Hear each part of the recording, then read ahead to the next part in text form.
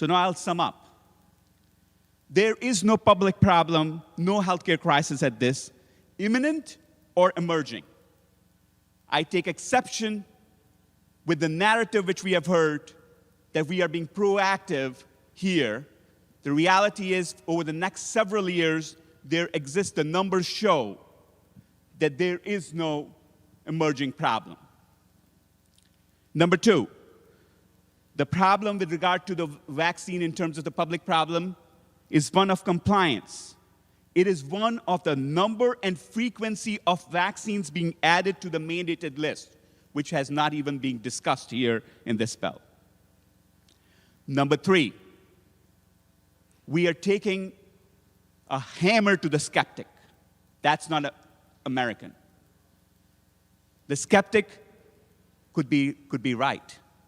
The skeptic is most likely going to be wrong. But he could be right, and we should not take the hammer to the skeptic. Now, number four, now is the worst time. There are many times to do it, but because of the COVID vaccine and what this will do to vaccine hesitancy, I think this is the worst time for the Assembly to pass this bill.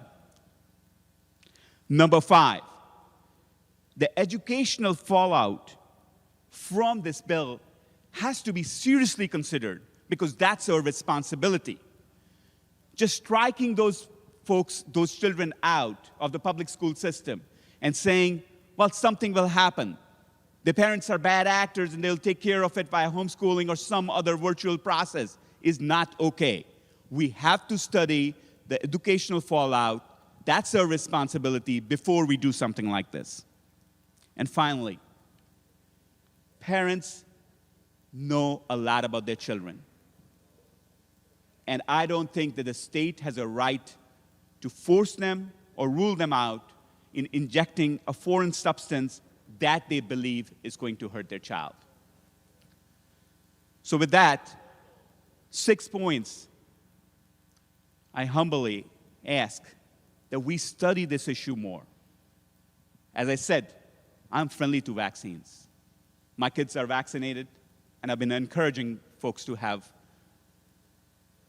the COVID vaccine. But however, this is an objectionable bill, and I implore my colleagues to study this further and do more work on the bill before we consider a vote on this bill.